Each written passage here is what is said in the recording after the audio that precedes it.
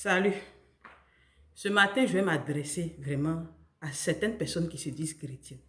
Parce que j'entends des gens dire sur les réseaux sociaux, même dans les quartiers, partout, nous, on ne va plus à l'église. Où sont ces prophètes qui venaient nous parler de Dieu là? Où sont ceux qui venaient nous parler de la résurrection de Jésus là? Si c'est comme ça, nous, on ne va plus à l'église. C'était du n'importe quoi.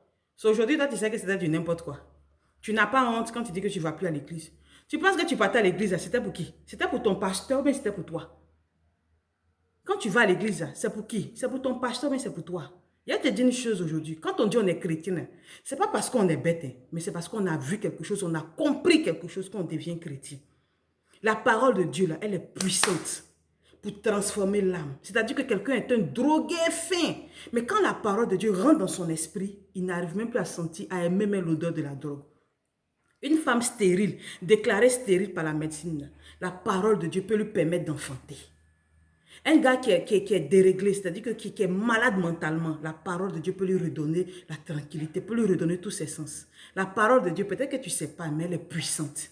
Le sacrifice de Jésus à la croix est encore puissant aujourd'hui. À cause du coronavirus, toi, tu vas te lever pour dire que tu ne vas plus à l'église, tu n'es plus chrétien. Il ne faut plus être chrétien. Qui t'a forcé de m'être chrétien? Vas-y. Va où tu penses que tu peux trouver le salut là. Va. C'est vous là même qui retardez l'avancement de l'évangile. À cause de ces 2-3 prophètes qui ont apparu sur les réseaux sociaux, là, ces vendeurs d'illusions, vous avez couru quand pour partir là-bas, donner dîme, donner offrande. Vous avez fait tout ce que vous pouvez faire. Jusqu'à tant que chrétien, on te dit, il faut acheter cheval, il faut acheter mouton, il faut acheter tant. Mais tu achètes. Toi, tu dis que tu es chrétien, tu ne peux pas lire la Bible. Tu ne peux pas prendre la Bible et puis la lire et puis voir ce que la Bible dit. Vous gommez tout, vous avalez tout. Vous ne pouvez même pas rester 10 versets bibliques. Vous êtes assis comme ça. Ça s'appelle chrétien. Ça s'appelle chrétien. Tu as t'arrêté au diable d'un virus qui a apparu. Tu ne peux pas te lever pour prier. Coronavirus. À cause de ça, toi, tu as dit tu ne vas plus à l'église. Mais il y a quoi? Où est Jésus qui guérit là? Ah ah! Où est Jésus qui guérit? Je te dis une chose que Jésus guérit. Et puis coronavirus, ça ne va pas emporter tout le monde. Parce qu'il est là. Et quand tu l'invoques là, il te sauve. Au lieu de t'asseoir et puis de bouder, les pasteurs sont comme si les pasteurs font... Commence à prier pour ta famille. Commence à prier pour tes enfants. Et puis il faut te repentir. Quand toi, tu as dit que tu n'es plus chrétien et puis tu vas plus à l'église, on t'a dit que ça va faire quoi? Le fait que toi, tu ne sois plus chrétien, là, ça ne va rien enlever à Dieu. Au contraire, il va avoir pitié de toi. Quand vous suivez vos prophètes qui vous racontent n'importe quoi, tant que tu ne payes pas l'argent, on ne prie pas pour toi. Tant que tu ne payes pas l'argent, on ne te reçoit pas. Ce n'est pas un signe pour te dire que c'est un faux prophète. Quand quelqu'un se met devant une caméra, et puis lui, il fait son culte devant une caméra en direct, il prophétise, il fait tout devant une caméra. Toi, ça ne t'interpelle pas. Il se met à parler en langue devant les caméras en direct. Ça ne t'interpelle pas, ça ne te dit pas que c'est un faux. En même temps, il s'énerve, en même temps, il maudit là. Ça ne te dit pas que c'est un faux prophète. Parce que le Saint-Esprit, là, sa vertu, là, c'est la patience. Il est lent à la colère. Et c'est la bénignité. Le chrétien, il doit bénir sans arrêt.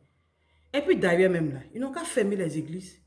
Nous les chrétiens, nous les vrais chrétiens, ça ne nous surprend pas. Parce que l'église que vous voyez aujourd'hui, elle a commencé par les églises de maison.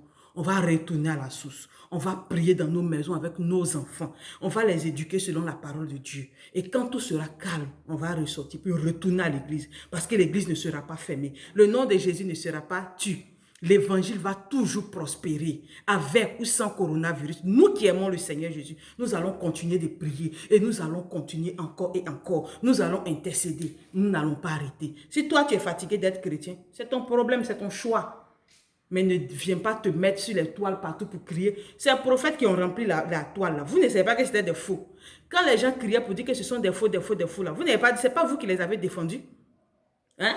Prophéticos, pyramidos. L'Esprit de Dieu me transporte ici. L'Esprit de Dieu m'envoie dans ton village. L'Esprit de Dieu me fait comme ça. L'Esprit de Dieu ne t'a pas transporté à Yuan pour aller voir qu'il y a un virus qui est en train de venir détruire les gens. L'Esprit de Dieu, là, l'Esprit ne t'a pas transporté à Yuan. C'est vous les nouveaux convertis qui ne voulez rien écouter là. C'est vous qui souffrez. Sinon nous là, qui sommes assis dans la parole là, on savait que c'était des faux. On savait. Vendre huile comme ça, on savait que c'était faux, mais c'est vous qui avez gommé. Donc quand vous ne savez pas quelque chose, ce n'est pas la peine de crier Jésus, donc Jésus ne ressuscite plus. Il ressuscite aujourd'hui, va ressusciter demain, puis après-demain. Parce que ce qu'il a dit est vrai. Et il faut naître de nouveau pour comprendre. Si tu n'es pas né de nouveau, là, ce n'est pas la faute à quelqu'un. Et si tu n'as plus envie d'aller à l'église, mon frère, c'est ton choix. C'est ton choix. Tous ces faux prophètes qui ont rempli la toile, là, ils sont où? Regardez un peu Tyler Henry. Le gars, le médium d'Hollywood, là, il fait quoi? Il fait plus même que ces prophètes que vous voyez. Vous pensez que Dieu n'a rien à faire? Il va venir dire non que je vois ton habit, je vois ton mari, il travaille dans tel truc. C'est son appel prophétie. Lisez la Bible, vous allez voir les prophéties du prophète Samuel. Vous allez voir les prophéties de Jérémie, de Michée. C'est ça on dit prophétie. Non, prophétie, il faut un peu médium aussi faire la même chose. Ça ne surprend pas. C'est vous que ça surprend. Vous qui ne savez rien de l'évangile. C'est vous que ça surprend. Coronavirus est là. Hein. Ne vous approchez pas du Seigneur. Ne vous repentez pas. Restez en train de bouder, en train de critiquer. Ne fléchissez pas vos genoux à terre pour prier. Parce que la vie qui est là, la vie, la prière là, c'est comme l'argent. Ça change la vie et ça change les situations.